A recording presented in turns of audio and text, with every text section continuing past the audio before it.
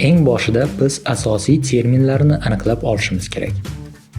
Shu sababli rasm chizishni o'rganish bo'yicha kursimizni har qanday rasmning fundamental obyektlaridan, ya'ni nuqta, chiziq va tekislik tushunchalaridan boshlaymiz. Nuqta. Nuqta rasmning eng sodda elementi. Yana shunday deyish mumkin, nuqta bu chiziqlarning yoki o'qlarning kesishish natijasidir. Masalan, istalgan koordinata bu x va y o'qlari kesishish natijasida hosil bo'lgan nuqtadir. Nuqtaning kengligi ham, uzunligi ham, yo'nalishi ham yo'q, lekin uning tekislikka nisbatan joylashuvi mavjud. Chiziq bu bir yo'nalishda joylashgan nuqtalar yig'indisi. Yoki boshqacha aytganda, chiziq bu nuqtaning harakati natijasida qoladigan izdir. Chiziqlarda faqat uzunlik va yo'nalish mavjud. Tekislik bu cheksiz ikki o'lchamli obyekt. Tekislikda faqat kenglik va uzunlik mavjud. Ushbu uchta obyekt yordamida biz figuralar va formalarni yaratamiz. Figura bu yopiq chiziq, ya'ni kontur bilan hosil qilingan tekislikning bir qismidir. Chiziq yopilishi bilan, ya'ni uning boshi va oxiri bitta nuqtada uchrashishi bilan darhol figura hosil bo'ladi. Figura tekislikning bir qismi bo'lgani uchun unda faqat kenglik va uzunlik mavjud. San'at kontekstida istalgan dog' figura hisoblanishi mumkin, chunki u konturga ega.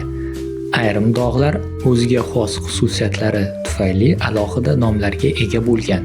Bular jumlasiga uchburchak, kvadrat, to'rtburchak, trapetsiya, doira va boshqalar kiradi. Figurada qalinlik yo'q, demak hajm ham yo'q. Ammo agar qalinlik qo'shilsa, biz forma hosil qilamiz. Forma bu 3-o'lchamga qalinlikka ega bo'lgan figuradir. Real hayotda bizni o'rab turgan mutlaqo barcha narsalar formadir. Hatto tekisdek ko'rinadigan qog'oz ham aslida qalinlikka ega va forma deb hisoblanadi. Formalar ham figuralar kabi sanoqsiz. Figuralar orasida bo'lgani kabi formalar orasida ham alohida turlari mavjud. Masalan, piramida, kub, shar va boshqalar. Figuralar va formalar ma'lum qismlardan tashkil topgan.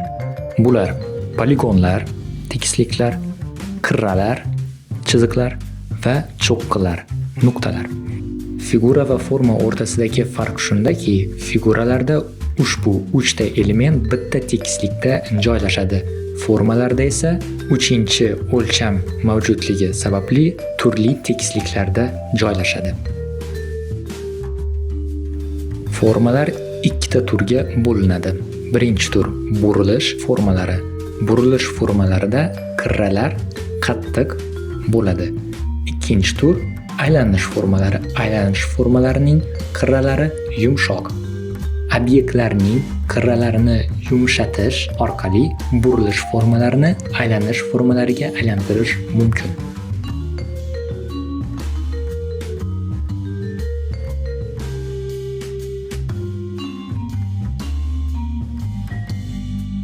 Endi biz figura va forma nima ekanini bilganimizdan so'ng savol tug'iladi. 2 o'lchovli tekislikda 3 o'lchovli obyektni qanday ko'rsatish mumkin?